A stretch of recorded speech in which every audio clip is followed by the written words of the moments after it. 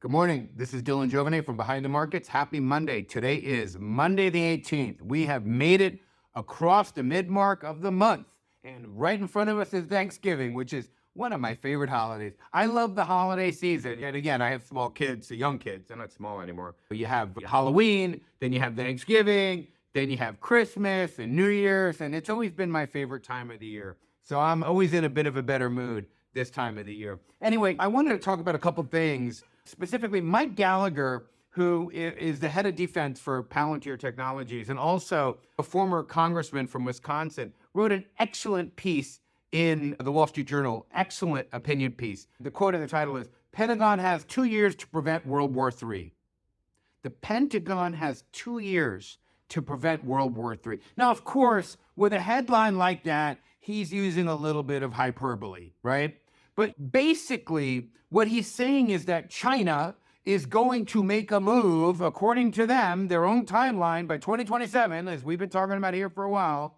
And the Pentagon has 2 years to really get ready for this. And this really speaks to why defense stocks have sold off, and biotech stocks for that matter. Basically, when you look at Trump's pick to run the Pentagon, Pete Hegseth, the question a lot of us on Wall Street have is this person really capable of actually bridging the gap between where the Pentagon is today and where we want it to be in 2 years, 5 years, and 20 years? We're talking about $1 trillion bureaucracy here. When you think about Trump's first defense secretary, Jim Mattis, who was a personal favorite of mine, or Bob Gates, who was the defense secretary George Bush chose the second half after Don Rumsfeld. Basically, when you think about these guys, they knew how to move $1 trillion a year bureaucracy. This is like flying a big airplane. It's not like driving a Jeep Cherokee. This is moving an institution.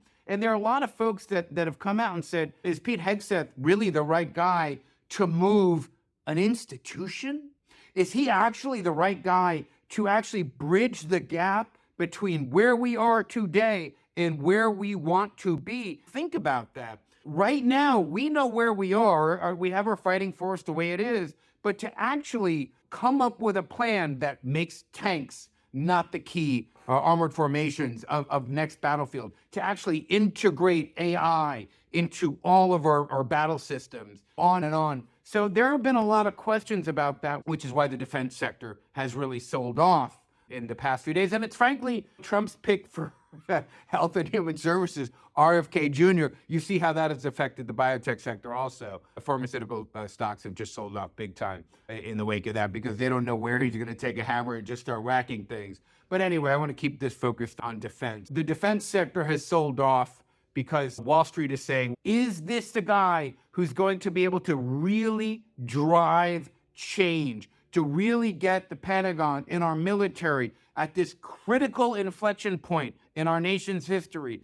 Is this the guy who can move this $1 trillion a year bureaucracy and make it dance and fly and pivot in a way that'll bring our Pentagon where we think it needs to be to prevent World War III in 2 years or in 5 years or in 10 years or whatever, because we have a couple of years to really put together the kind of military that Teddy Roosevelt talked about. Walk softly and carry a big stick. And those of you who pay attention to this stuff, you've seen that in the past week, China showed out its new armament. They have their own military show, and their knockoff of our F-35 was there, the J stealth thing they have. They are releasing serious weapons to steer the Pentagon, to steer those billions of dollars away from tanks, let's say, areas that we think aren't going to be that important in the future, towards AI, drones, autonomous warfare weapons.